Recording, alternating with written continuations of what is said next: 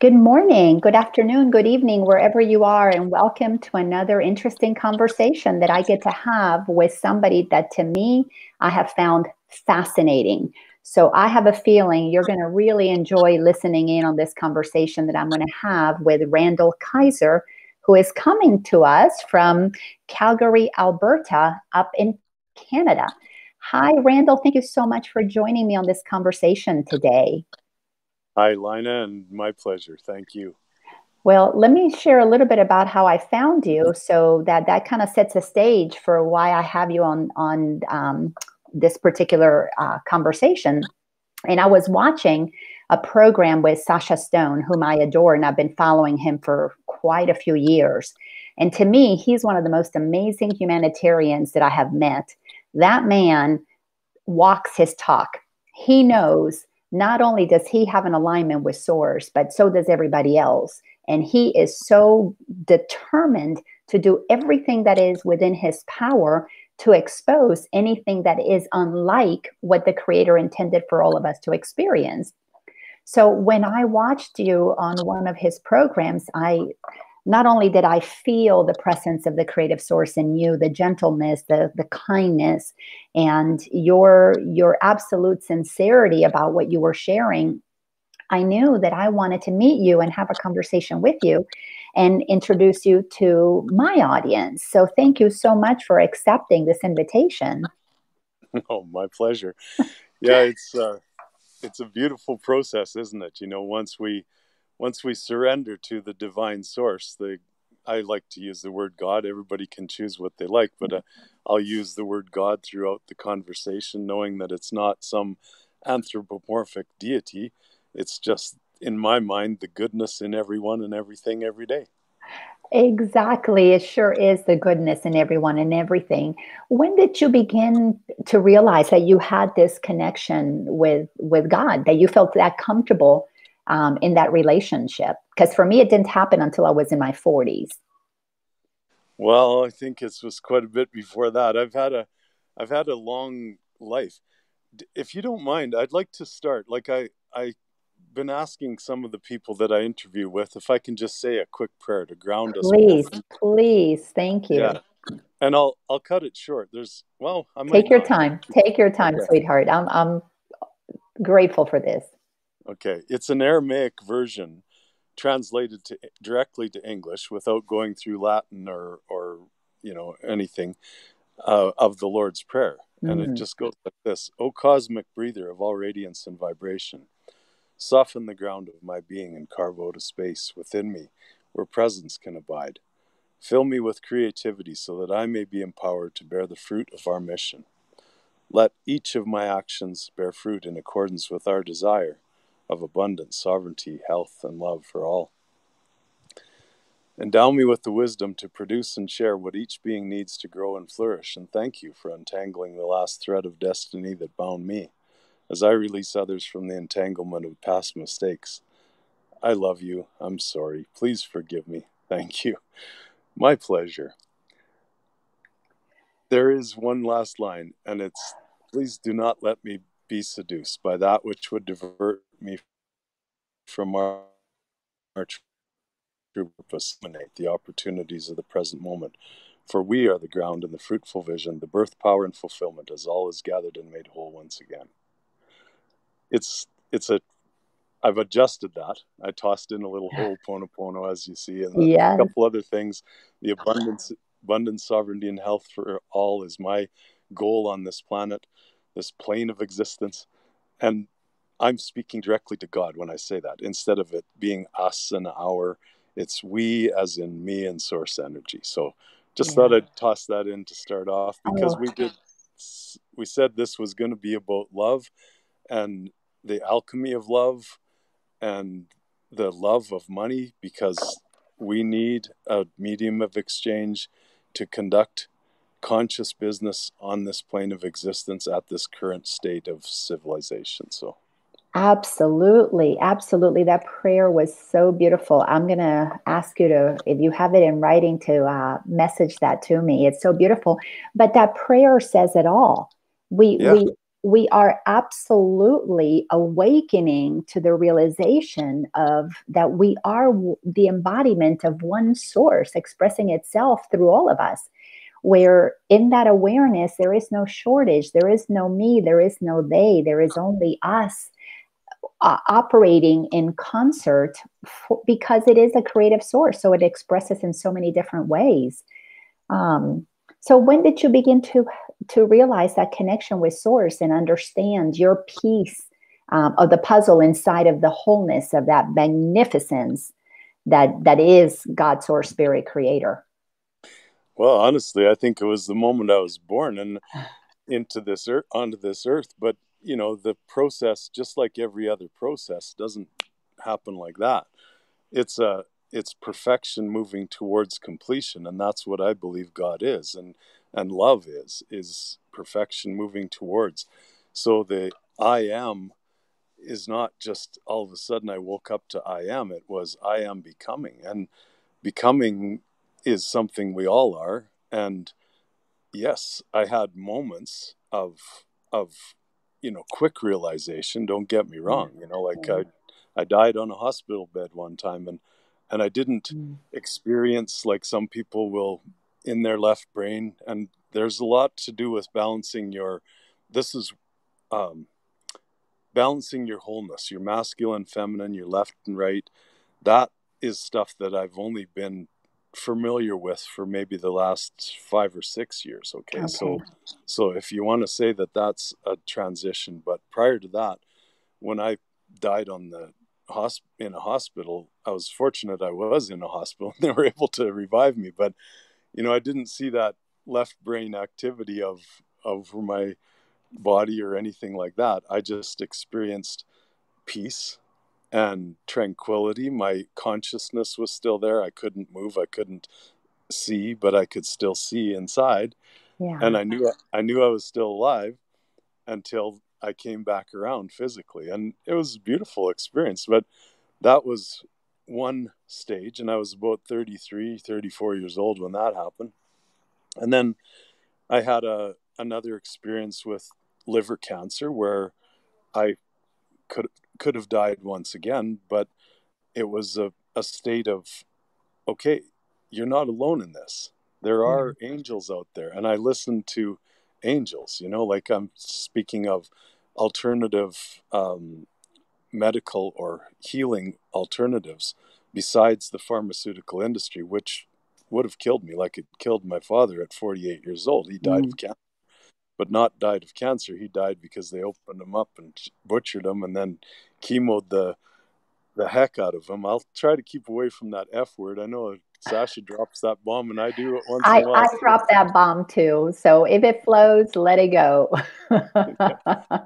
So at that phase, I chose alternative angels to listen to and saved my own life. And I haven't been to a general practitioner since that time. I mean, it's just, and that's like over 10 years ago now. I just said, no, I'm not coming in anymore. He says, what do you mean? Well, you'll die. And I said, no, I won't. I said, I've had enough of this. What's my blood look like? I sent in some blood samples. He says, well, it's pretty damn good. And I said, well, it'll be better next time. I said, see you later. And I just totally discarded the pharmaceutical industry after that.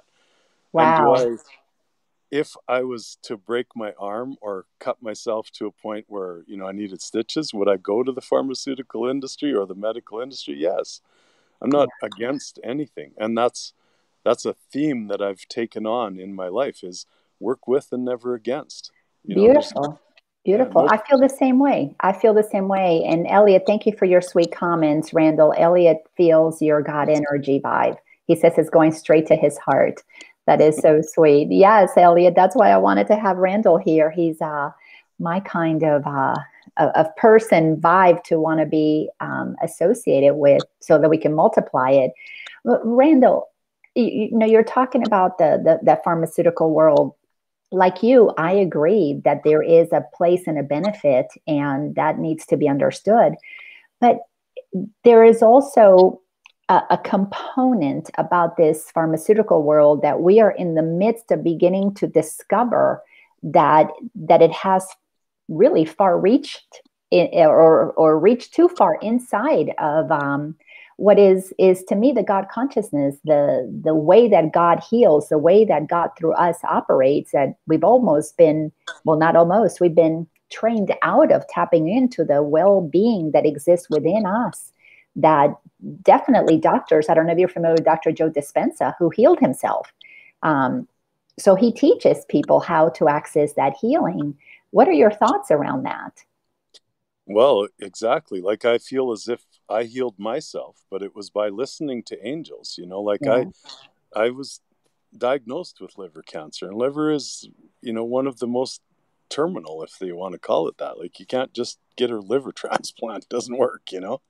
So I'm in full agreement. But what it is that each individual, when they're not balanced, okay, when they're not whole brained, we're still fighting ourselves, okay? yeah.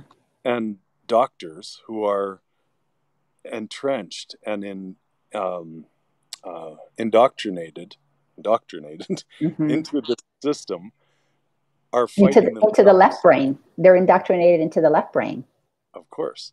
And those individuals, you can't blame them because they're programmed. Yeah. But but we're seeing more and more, like Joe Dispenza, Dr. Zach Bush. He's one of my favorites, man. Me too. And Me the young too. man, like those are the kind of doctors that have balanced themselves, that have Yeah. become whole-brained individuals that will lift mankind into this ascension that's inevitable. We're not talking about ifs. It's Yeah. already happened, and we're Yeah. already seeing that. So, you know, those that are, for instance, wearing a mask because of this silly hoax that's going on, well, they are still unbalanced, and we have Yes. to be compassionate and assist them, and not poke at them and say you're stupid for wearing Exactly. a mask. Exactly. No, they're doing the best they can. They're doing what in their fear Yeah, feels most safe for them. So I totally agree. right. Totally And agree. if we're going to ascend, and we are, if we're going Yeah. to surrender Exactly. to this ascension, then we have to get out of that duality mentality, right? Duality mentality being a good guy and a bad guy. No, there's only goodness. There's Yeah. only credit. There's only creation. The rest of it is just our own temptation and doubt. Like we were talking about because of the monetary system, and you know, I say now, and I've got a hashtag out there, monetary illusion is or monetary debt is illusion, and I want that to go forever, because Yeah. it's nothing but an illusion. So Yeah. debt and doubt and death are three D's that are just illusionary, you know? Yeah. Like we never die. Our physical being ceases to exist. There's no doubt. But our We spirit, dropped the vessel. That's all it is. that's right. Yeah. So, and there's no debt. So there's number two. And the last one, doubt, which is very close to debt, is the one that holds any human back from balancing his or her, you know, consciousness and being a whole brained, risen being, you know, sovereign, I like to call it. But, you know, Absolutely. yeah, But isn't that the same? It's the exact same thing, whether we're talking about a few minutes ago well being, illness, wellness, or debt, abundance. It's the exact same thing that has to happen. We are operating from the programmed left brain of otherness, of separation, of haves and have nots, of those that are sick, those who are well. That mentality that divides us is purely left brain programming. But to come into that wholeness, I'm a student and a teacher of A Course in Miracles and other books that were also channeled by Jesus. And inside of these teachings, specifically in the book called A Course of Love, it is speaking about wholeheartedness. It is a mind heart coming into balance, into recognition that we have to accept the power that we have, because the left brain has been programmed. Some have power, some don't. Some are victims, some are not. Some don't have, some do. And that division basically absolutely creates a block to activating the heart where God speaks to us through. So share how did you become whole brained, wholehearted when it came to money, because that's such a big topic and that's an area where you're an expert. Well, Lina, it's like um, it was a process again. It wasn't a moment, but the process involved finding things in the system that were deceptive, okay, and exploitative.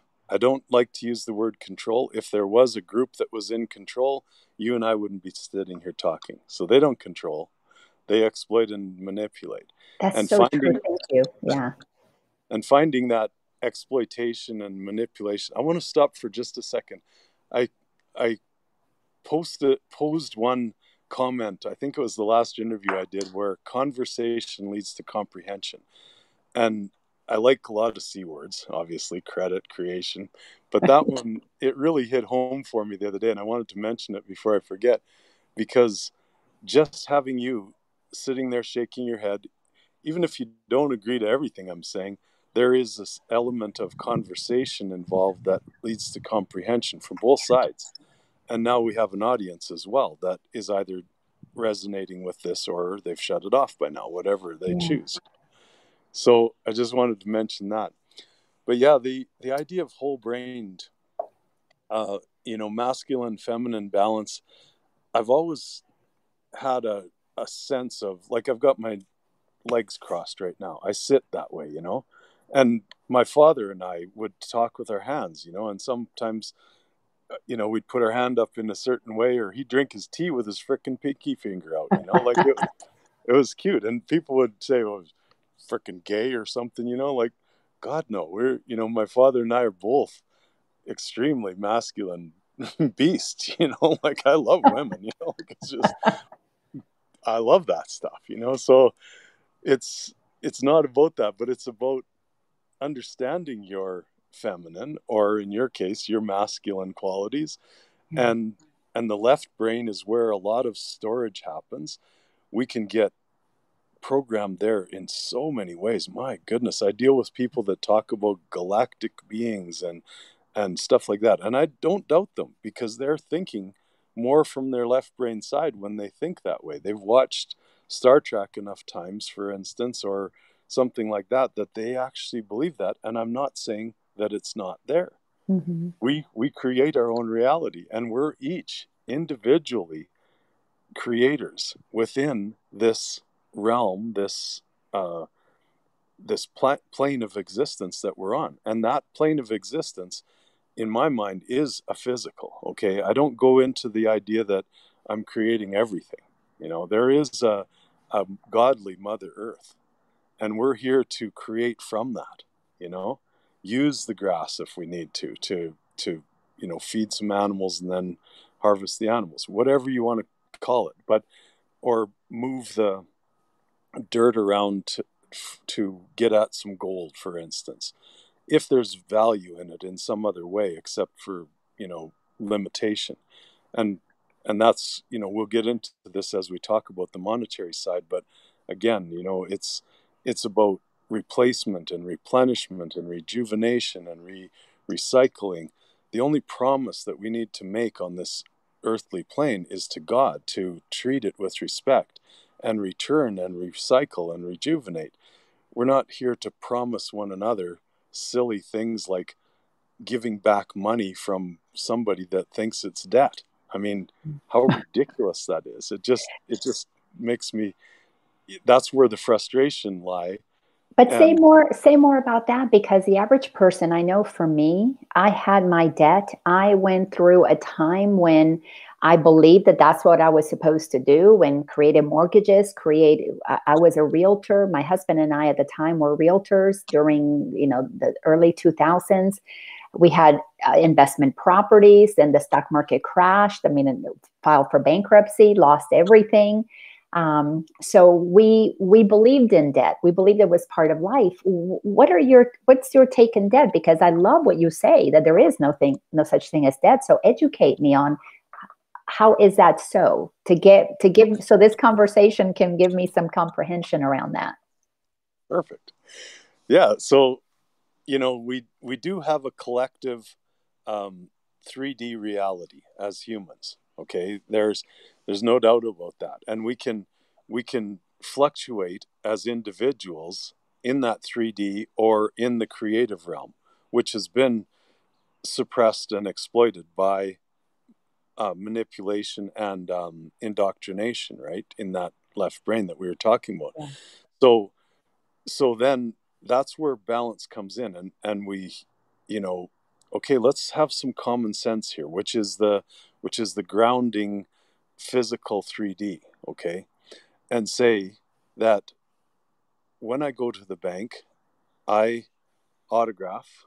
I always use the word autograph because it's the AU. You're the AU.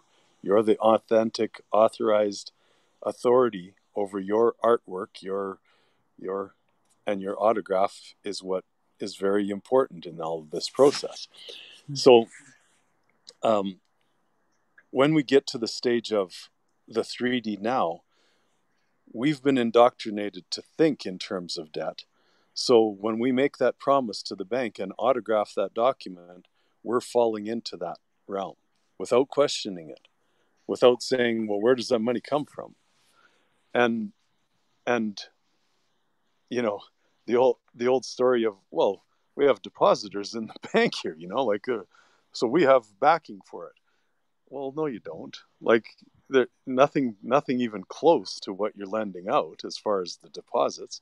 So that wipes out that question. And most retail bank managers will start with that. And I used to laugh at them, but now I just say, that's wrong. You're not telling the truth. So give me another answer, and I don't do it in a harmful way because they don't know either, So as I rose through the banking structure, I got to stages where I'd appear to, like I say, the branch managers. Then I was downtown in my city where we have Bankers Hall, the Twin Towers, and all of the banking structure of Canada basically fluctuated through that Twin Towers throughout the oil and gas years because Alberta was the leader. We had the oil and gas, we had the basis, So most of those big head honchos would come into Calgary rather than go to Toronto where there's a way larger population.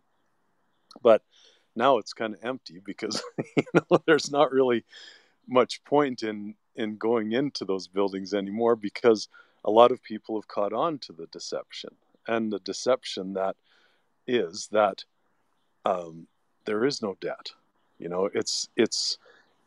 It's part of a process to keep a game going in our minds, to keep this duality mentality idea in our minds so that we don't have any power and that someone else does, that we're looking to a savior like Donald Trump or a government official or something like that because they know something that we don't.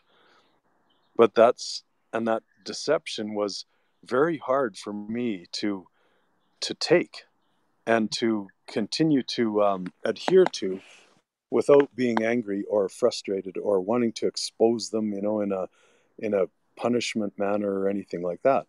So I just keep going gently back and come into myself, ground myself with God before the next meeting, and then enter it. And if the person, the human on the other side, heard things from me that I wasn't supposed to know, and I could see their eyes drop down or something like that, I'd back off instead of saying, see, I told you. So I've made my way up in the realms of banking in so many ways that way.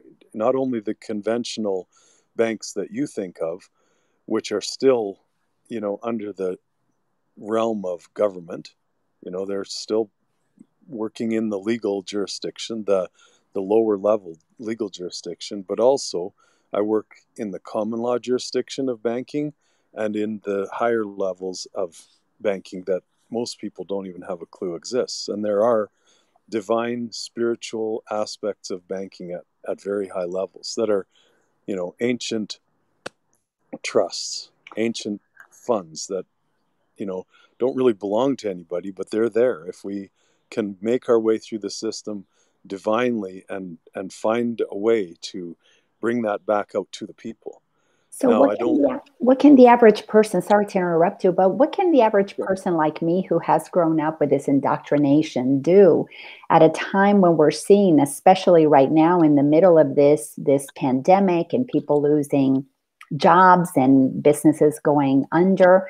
People are feeling like they're losing these assets that they've acquired, or maybe they don't even have assets, they're losing their paychecks and are feeling this sense of lack because as holy divine beings, when we are wholehearted, there is no sense of lack, but we have been programmed and indoctrinated into believing that now we're not getting something, and that creates incredible fear.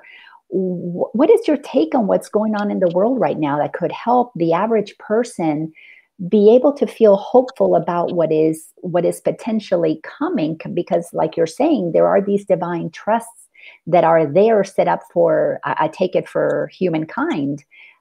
So between the not knowing and being in fear and this incredible wealth that exists, how do we bridge that gap? okay, perfect. Thank you very much. They're Big great question, I'm questions. sure. Oh yeah, but I got it. I know what you're saying. So in a think of my life, like I went from having that thought of ownership to having nothing. And I mean less than nothing, because they were after me to go into bankruptcy. I said, I'll pay you back when I get it. But I know what bankruptcy is too. That's like an insurance scam to pay you off when really you never had anything to start with.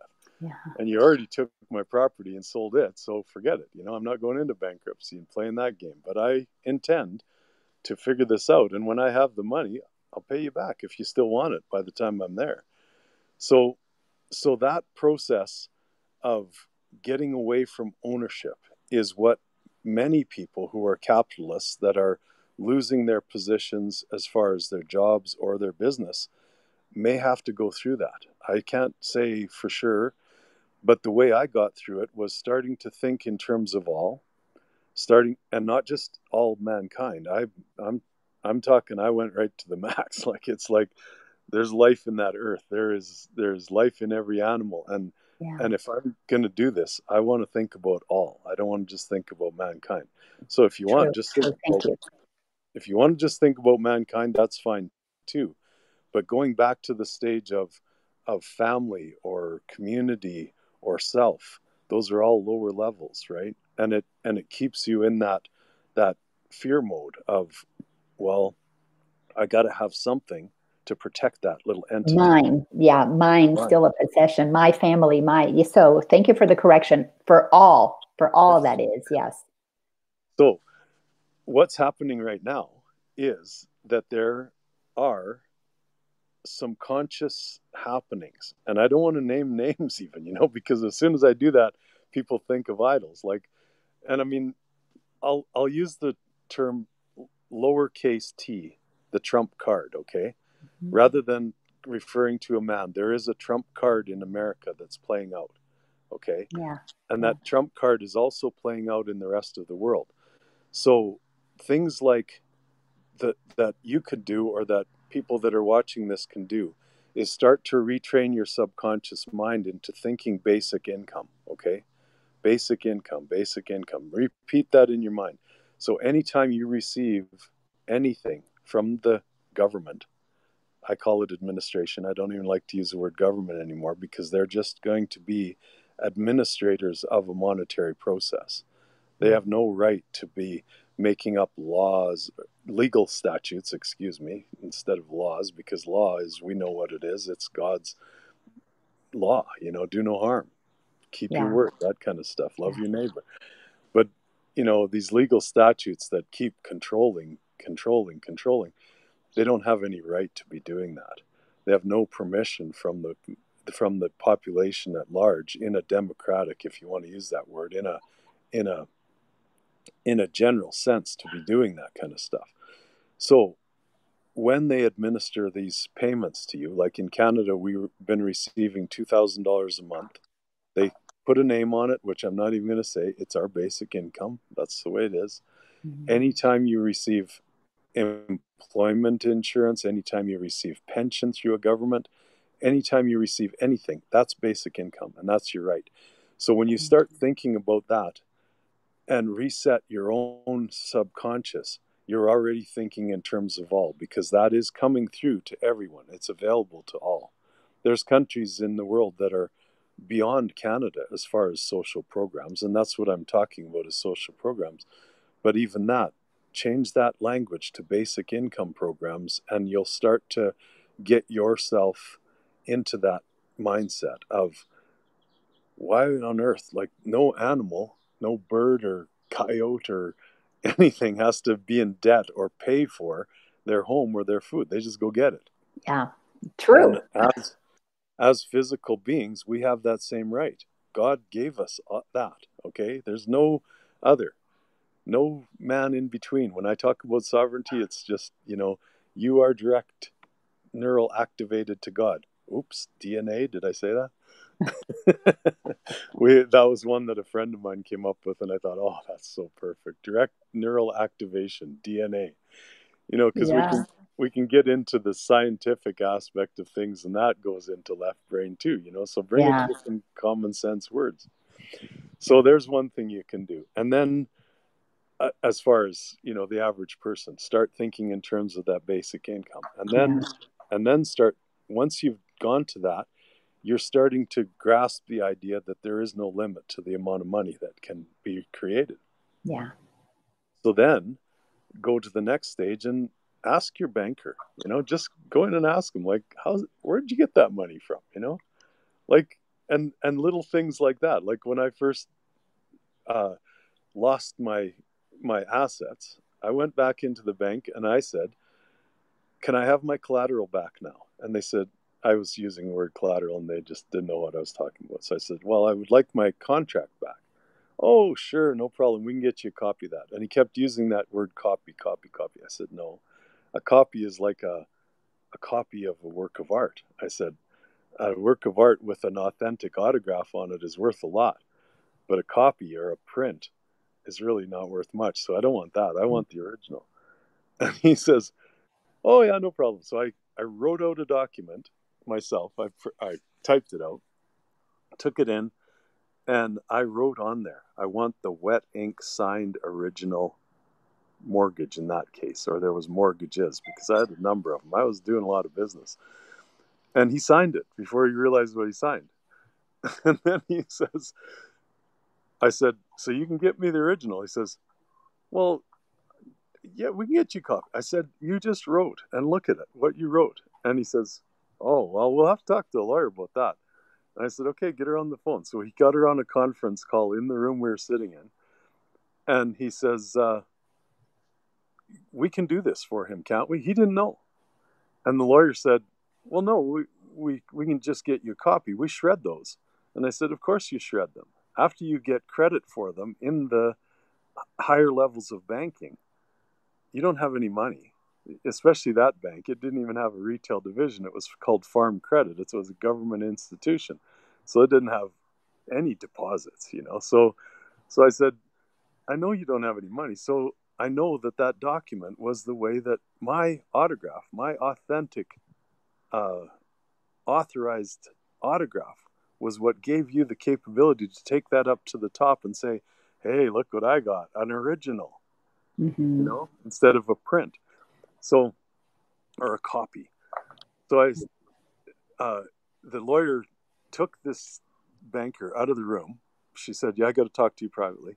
He comes back into the room, says, you're going to have to leave. And he escorts me out of the bank. And on the way out, I said, you have nothing to worry about. I said, the legal system that protects you, the legal illusory system that makes up all these statutes and legal standings and stuff like that, I said, they won't allow me to take you on.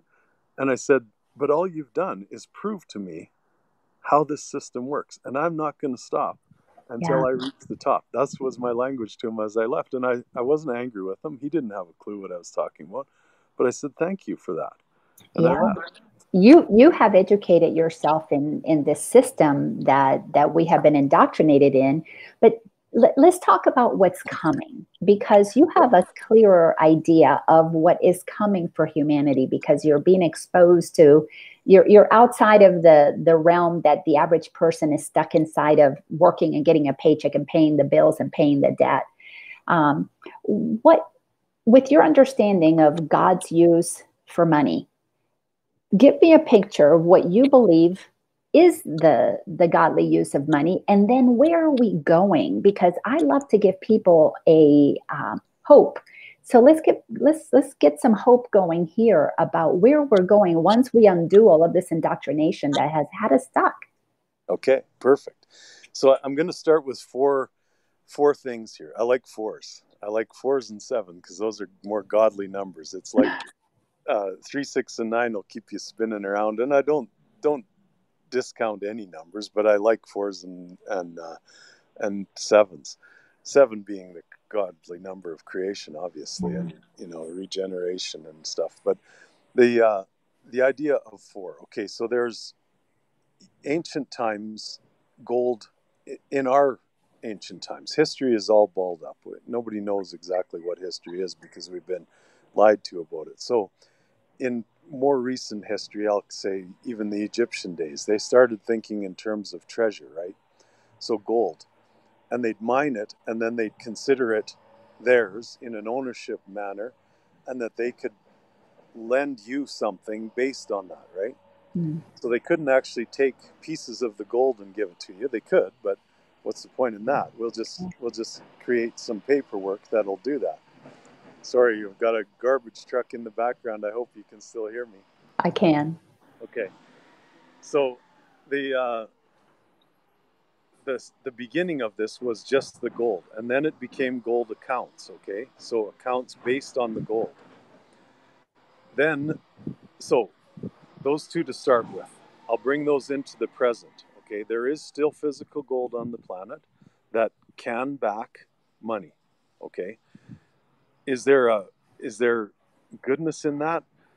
Maybe a little bit, but it's also the root of war and fighting, because somebody knows you have something physical like that, and humanity's still not at this conscious oneness stage, so they're going to try and get it, right? So that's what World War II, World War I were a lot about that, about stealing the gold from nations, supposedly, and changing borders and stuff like that.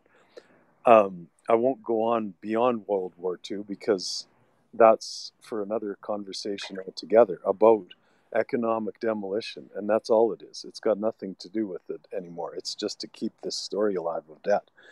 But I'll stop there. So the idea of gold and gold accounts. So gold is unlimited.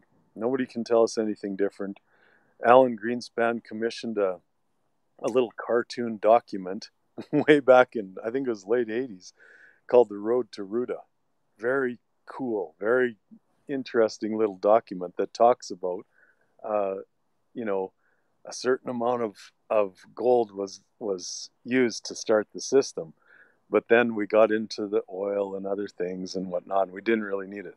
But yet, if we ever need it, there's lots of gold still, and it's hidden in the caves and stuff like that.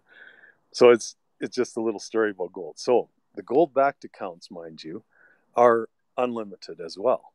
And these are large enough that there's nothing that we can't do on this planet, okay? So connecting to those gold-backed accounts was actually one of my first processes. I met with some of the people and in Southeast Asia, and actually with my eyes saw the potential of that. Saw some of the physical assets as well, but I saw the potential in these gold-backed accounts. So is there godliness in that? Yes, because godliness is abundance and unlimited, right? Corporate being limited being a corporate word. So that kind of language all falls into that corporate category. So limited is a corporate mentality. It's a left brain construct of man. But the idea of abundance and unlimited makes those gold-backed accounts that are based on unlimited source of gold into some godly potential. Then we have two other aspects of banking that came in, some will say about 400 years ago, and that is that we only have a certain amount of gold in our hand or in our bank, whatever you call it, but there's more people that want, to have money for economic situations, And I can see the potential of that economy actually doing some good. So how can I do this? We're going to have to just lend out based on that physical amount of gold, but we'll lend out more. It's okay. So that was the beginning of what I call fractional reserve lending. Okay. Then we got to the stage of, well, we don't even really need that collateral anymore. We can just use our autographs. And that came in the 1940s, the Bretton Woods and the restructuring of the Federal Reserve and stuff like that. There was probably some of it happening before. I'm not against somebody questioning my thoughts, because I'm just a human. I don't have everything perfect in my mind, but that's the process that I'd say it was through. Okay. So at that stage, they call it sovereign money creation.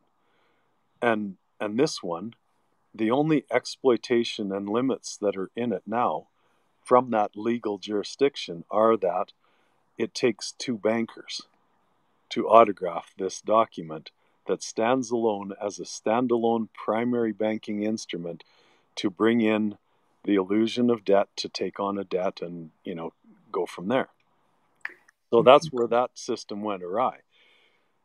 Has it got godliness in it? You damn right. Bring in a benevolent individual, a BI that can autograph a document and create money out of thin air, like the same way as they're doing it with these bankers, and then not limit it to diverting it to globalist corporations or something like that, just bringing it in and saying, holy shit, that's a good idea for technology, for free energy.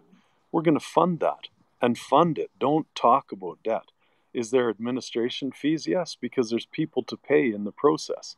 And that's all that really happens at these upper levels anyway, if you want to know the truth. And that part of it, I know above the government levels, right? So government levels is where most people are stuck in, and in that private commercial banking level, which still all falls into the government legal jurisdiction. But above that, there are private money creation aspects in that system that are building all these wonderful developments and towers in Western Hemisphere and in, Makati City or Bonifacio Global City in Manila, brand new, beautiful cities. In China, the same thing. These cities just come up out of nowhere. That's all part of this creation process that I'm talking about. The That's printing stuff. of money, is that the printing money, or is this money that is backed by the gold that you were talking about? No, this is like the printing of money is still at the. We're talking create currency at the government level. So printing of USD. What I'm talking about is manifestation of digits, manifestation of credit without attaching it to anything like money. It's just credit. And that Because credit, because in a world that is really consciousness and everything is our manifestations, so why do some get to manifest digits and the rest of us not? that's right. So where and I'll say this because I don't know anybody else that's doing this, but I've got partners that are working with me in on all levels of what I'm going to say. But what I've said, because I worked with Bauer Rothschild, so Bauer Rothschild being the Barclays banking family. Okay, so people think of them as the owners of money. They're not. They're just the banking families, and they're wealthy. Don't get me wrong, but it's the account holders in those banks that are the wealthy ones, the Payseurs or the Venetian families or whatever, or these what they call the dragon families in China.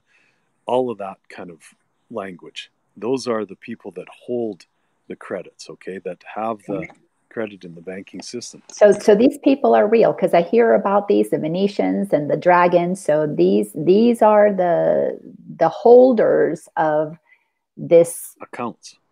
the accounts that have all of this, the riches that are part of this planet. Right. And it's, Okay. at one point it was based on a physical gold asset or something. There's still a certain aspect to that, but because we've changed the value of those physical assets in time, their accumulation of accounts has just expanded exponentially too. You can think of $35 an ounce gold, for instance, in the 1940s, and now it's worth 2,000 or 1,200, whatever it is. It doesn't matter to me. But that's the kind of expansion of these accounts that's happened. So you can think in terms of unlimited. Like there's just no limit to it.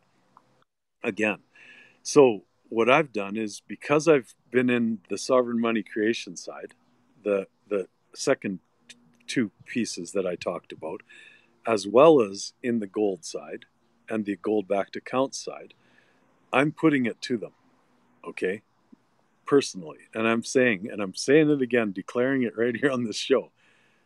We'll go either way. What do you want? Do you want me to autograph a document as a benevolent individual to open up projects on this planet? I'm ready. And there's lots of us that are ready. And don't you tell me that I can't do that, because I know you do it. So you want to let me into the old boys club? I'm coming. But I'm not going to be here to build some tower that's going to sit empty and, gather etheric energy from the atmosphere and pump it into the grid, because I know that happens too, but not. That's a controversial topic that I want That's to a throw in. different conversation. And I like to throw in a few things like that to keep people thinking, because honestly, that's a cool one to think about. It's just like passenger jets that are supposedly burning fossil fuels. Like, give me a break. They're reversing the engines and floating like hydroplaning, or not hydroplaning. They're basically oh god, I Like can't think. paragliding. Yeah, and they're using hydrogen to do it, not fossil fuels. I mean, so there's two that I'll just stop right there, because that's the fun stuff I like to throw in and get people's minds going. And oh, maybe I should investigate that or take a look at that. And if you dig into it, you'll find some pretty interesting stuff, because there's deception there too. So get back to what I'm doing with these two factions, okay, is saying, which one of you wants to come into God's zone? Which one of you wants to deal with this in a benevolent manner that's going to bring basic income to people, but also bring projects, and projects that all of us want to do something. Yeah. We don't want to just sit back and take our basic income. There are certain people that do, and retired people, older people, whatever, that's fine. But the average person still wants to do something creative with his life. Oh, yeah. Yeah. So if that opportunity is there, say in a free energy project, man, you're going to have engineers jumping on board. You mean you'll pay me a good wage to participate in this free energy project? They'll all go over there. We'll fill these towers with those engineers again once we get that switch over and new projects started. It's such a beautiful opportunity. So either on the sovereign money creation side, let me and others in to do the autograph and create the money out of nothing, which happens. There is no debt. There is no debt. Don't try and feed me that bullshit, because I know that too. It's just a deception to bring in a liability. Of course, I'm going to pay you back some administration fees. I realize that you've got a bank to run and you've got, locations and all that stuff. Yeah. But you're not going to get this idea of debt back into my mind, because it's gone. It's not there anymore. It's an illusion. And I'll share a little bit more on that later if we have time. Yeah. But I also have attached to, one step or two steps away from some of these large account holders. And if they come through first, back off, because we're going to let it fly that way. And it will be to project funding. Will we use that project funding to come back to you at the sovereign money creation side and say, do you want a little bit of administration fee up front? I'm ready. I'll pay you a little bit. If you want to bring in that benevolent individual to autograph a document that's going to release $500 million to feed the children of Africa, let's go to town. So I'm never going to say no. I'm going to work with and never against any of these groups. And they know that by now. They've threatened me. I've gotten threats from the Dragon families and the DOD and everybody else. You shut up, quit doing those videos. I said, nobody really understands what I'm doing anyway. No, because the average person doesn't understand that there is an incredible amount of wealth. I mean, it goes back to our thoughts create our reality. We have been created to project out a world of abundance. our mind has been indoctrinated into believing we don't have access to it without having to work for it. So what you're doing is you're working to shift that consciousness to release what is there through basic income. We can call it that, but it is a I know a lot of people don't like the word redistribution, but it is the wealth of of humanity. It's the wealth of the planet. And isn't that God's intention for us as sovereign beings to be able to have access to, if I love coaching, if I love teaching, if I love painting, or if I love creating new medicines that are done with natural things or new technologies, that there should always be access to being able to support every divine sovereign being that has an idea that would be, add some value to the planet. Exactly. And one little one I'll add to your list there is, I don't really believe in the education system the way it is. So I want to set up my own education system, whether that be homeschooling, so that I can afford. So I want to be paid to do that. I want to be paid as a mom to educate my children, or to direct those funds to help a community educate their children in our own manner, because the education system is the beginning of indoctrination, and so many people have caught on to that too. And it's like, why the hell would I send my kid there that when they're going to be indoctrinated into something that's false? So just in addition to those other beautiful things that you mentioned. So yeah, it's and just back to the threats that I received for a while, and the way I'd approach it, I'd say, well, even if it's true, I'm protected by God. Yeah. And when I say that, I'm not thinking of some anthropomorphic shield over top of me or something like that. God is the good in everyone and everything every day. Yeah. And the person I'm talking to has God in them. And if Yeah. they threaten to kill me for doing what I'm doing, they're going to pay the price of karma. And they know that. They know that in their hearts. There's very few people on this planet that aren't just paid puppets or whatever, that that don't know. And even those paid puppets, they know that they're going to suffer consequences, because we do. And it's our mind that suffers, and we'll eventually kill ourselves, in time, if we don't suffer a hanging rope or something for doing something like murder.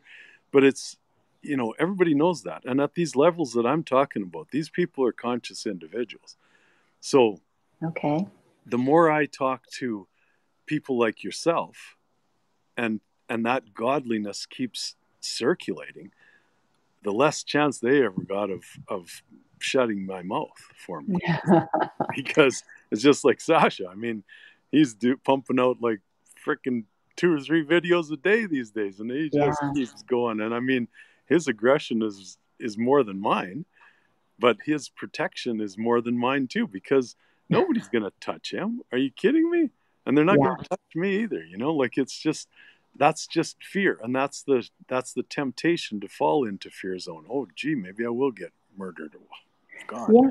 But it's what just you were ridiculous. saying, yeah, but what you were saying earlier is that, we're talking about this 5D consciousness that we're going toward, but it is something that exists here inside of each and every one of us. We have the ability to tap into that sense of oneness, that consciousness that allows us to be kind, to be gentle, to be collaborative and cooperative with one another. So really, it's not like we're moving towards something. We're allowing what is already here to expand, to come out of us, to let us live from that space. How long do you see that it might take, from your perspective, humanity to possibly get to the place where we can move through some of these divisive states of what I'm going to call lack mentality? Yeah, beautiful, Laina. I mean, what as you were talking, I was absorbing what you're saying and thinking of the next step of our conversation, which is about the fact that I just said there was people talking to me, right? But every human being is going through this conscious ascension right now. Yeah. Okay, so there's nobody I don't care who it is. I won't name any names again, except for Trump, because everybody's on the Trump bandwagon. That that's going to be able to say, "I told you so." Not Yeah. one of them, No. because this whole thing is an ascension of our consciousness collectively. Our soul is ascending. So these people that were in that position of threatening, they're questioning themselves now because their morphic resonance has changed. They've they don't know what to do with it because they're becoming conscious. They're becoming more compassionate, and they don't even know what to do with it. They can't fight it, you Yeah. know, and they know that it's happening to them, but they don't know why and things like that. But that's the God. That is the source, the soul, the oneness that has already ascended. So it's inevitable, dear. And I mean, how do we see it? We see it individually, like the smile that you have on your face, just resonating with the words that I'm saying, tells me that you heard me and you know it, and it was a reminder to you. It wasn't me telling you. You just remembered now because you're smiling. Yeah, that's what it is. We have already gone through this ascension process throughout history, and Yeah. we're doing it again, and we're speeding it up this time, like at whatever sped it up. I don't know, like some people say 2012 and different things like that. I don't know, was it always like this? Maybe it was, but it sure seems like it's been speeding up, and maybe it's speeding up because of the conversation that's leading to the comprehension of the ascension. And there are so many conversations, more and more and more, that are happening where um, my personal take on it is that there is a divine plan. And in this divine plan, consciousness has the ability, God in its infinite potential and infinite, can condense itself into darkness, and it can expand itself into light. And I believe that we have gone into as tight and tense as we can get, and the game is not fun anymore. The game has lost its luster.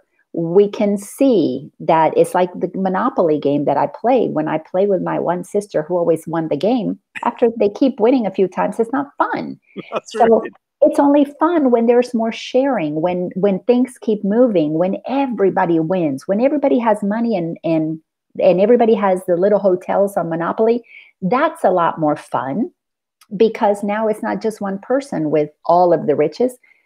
At some point you go, you okay, take the whole board. Who cares?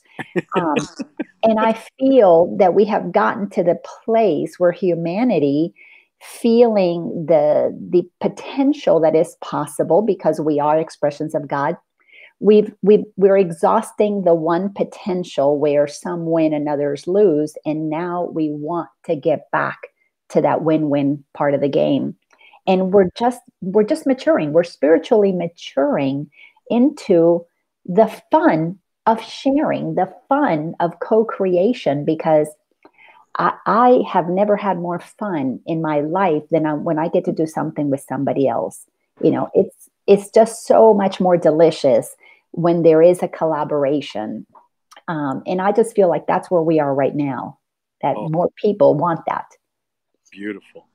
Yeah, and I mean, how much fun is it to, you know, the people that are on the street that are begging you for money, a lot of times I don't give it to them, but if there's a communication that starts up or whatever, and I can feel love in them, Mhm. oh my God, it's so much fun to give them $20, Yeah.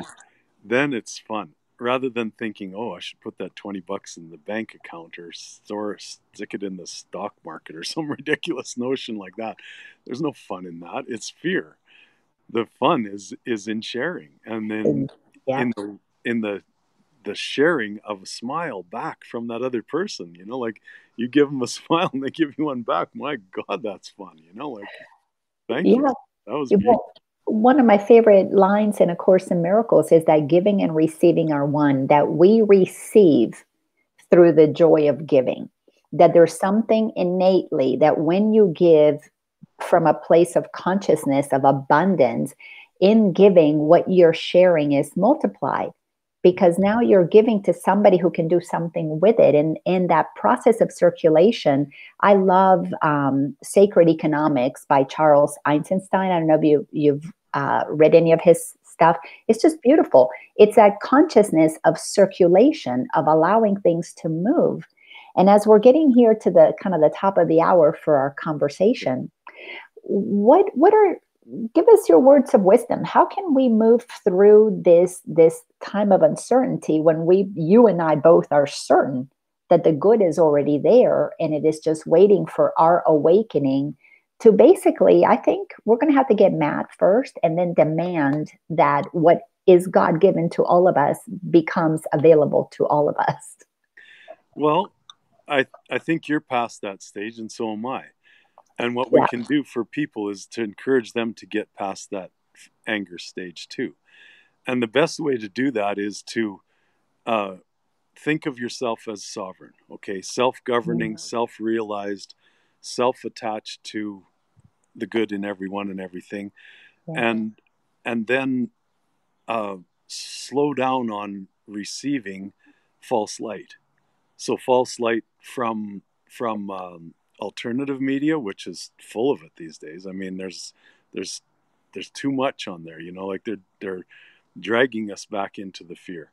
And mainstream media obviously just shut that off completely. You know, like there's nothing on there except maybe watch an old John Wayne movie or something. I don't know. But other than that, shut that thing right off. But you know, the videos that talk about hope and that talk about uh, forward movement. Like I finally posted one last night. I got a friend, and I call him a friend because I actually met him on the phone myself years ago. We were challenging the Bank of Canada. Rocco Galati, he's a lawyer here in Canada. Just one conscious individual. And I'm not a big fan of lawyers, but this guy's just beautiful. And he's now suing the government of Canada, the prime minister, the mayor, the premier, you name it, the CDC or whatever they call it in Canada, the medical, for this garbage that's going on. And there's, you know, he's got just a litany of proof and common sense behind him. So I finally posted that article. And there are a few things that I will repost, I guess. And I'm talking Facebook now because that's kind of a social media that one of many that I adhere to, but most of my communications are outside of that. But I do go on Facebook, and I got a little following, and I got my YouTube channel, which I'll put this up on too. And hopefully people will adhere to that rather than, you know and listen to the stuff about the children. Don't get me wrong. I mean, and I do. And I have ultimate compassion. So anybody that says that I'm ignoring that, no, I'm not. Oh, yeah, me too. I am well aware of what's going on there. But should I pass on more of that information? Because most of it is fear-based. All I do with that is trust that I can't do anything about it unless I see something happening on the street. And if I do see that, somebody's going to go down, you know, like they're going to get one of these. But if otherwise, there's military in place that's looking after that. And I totally believe that. We've got a shift that's taking over. You know, there are stories every day now of people being arrested and stopped. And are they the top level stories that people are looking for blood in? No, but there are numerous. There's movement. There's movement. I feel it. I sense it. I see it. Yeah. So the biggest thing we can do as humans is to focus, okay? Once we've got something in our mind, the biggest challenge is to focus without doubt and temptation. So my focus remains on abundance through the monetary system. And we haven't talked really much about it in this last hour, which is okay because it's a general thing that I'm talking about. And for me to teach someone to do what I did, my God, it's like years of living in the moment, you know, and making decisions myself based on that moment. Okay, I wasn't thinking about the future or I wasn't thinking about the process. I had a goal in mind, and that was abundance and sovereignty and health and those kind of things for all. But what did I do through the process? I just stepped into things, you know. I was on the other side of the door from President Rodrigo Duterte in the Philippines. I was in Indonesia in the back streets where Neil Keenan talked about his fears and stuff like that. Well, no, I didn't have any fear. I was in there talking to these people and loving them. And I use that word a lot. when I talk to these people. Like I've got bankers that just don't know how to respond when I say, I love you, brother. And the women sometimes will respond, okay, I love you too, Randall, you know, but the guys, it's like, there's so much ego in the banking industry that to hit them with that, it just knocks them off their chair. Like, what do you mean you Yeah. love me? And when I reach someone who says that to me first, holy shit, then I'm on track. And I've got that more in the gold backed account side than I had on the other side in sovereign money. Wow. Isn't that Believe me, beautiful? it That is is. so beautiful. And you know, a lot of those people just don't know how to get that through the banking system. Yeah. So my knowledge and interest and intelligence in the banking system allows me to say, okay, let's bring in a safekeeping receipt, some kind of a document that can stand as collateral, and then we'll build off of that with credit lines. And when I say credit lines, we're not talking about paying it back. You know that, right? And these guys are like, Yes, of course not. We've got so much. totally. Why would we think of it any other way? The I word know. the word loan in etymology means a gift of God. Yeah. Doesn't have Oh, any, really? Okay. look it up. Etymology of the word loan. You know, it's just something very important that we've been diverted and seduced and indoctrinated into the idea of debt to somebody. There's no Hmm. debt to anybody. It's an illusion. It's just It is an illusion, especially, it's one consciousness, and you and I are it. We're one. There is I've projected you out here for me to play with and have fun with. And like I said, the game has just gotten too boring and too one-sided. But Randall, it's just been such a pleasure to sit here in your presence. And the one thing I am taking away from this is that there are people like you with such high consciousness, such love, that are working inside of the current monetary system to shift things. And there is a shift happening. I can feel it. I can sense it. I can see evidence of it, but I know where to look. And we are in great hands. And what's coming for humanity is nothing more than a busting wide open of the gates that have kept so many of us out. And they have to bust wide open. Thank you for your part in that. oh, and thank you. I mean, I don't do what I do for myself. I do it for you, and I do it for my kids and my grandkids. And it's like, you know, that's what you do too. So Yeah. connecting and resonating with a human like yourself who has done every bit as much for this conscious ascension as I have. You know, I appreciate you as much or more than you appreciate me. Okay, and you know, God bless us. Let's just keep Totally. going and attaching to more people like that and resonating with more people like that. So Absolutely. with peace, Absolutely. harmony, love, abundance, freedom, and euphoria for everyone and everything every day, I'll sign off and let you do your ending, and then we can meet again.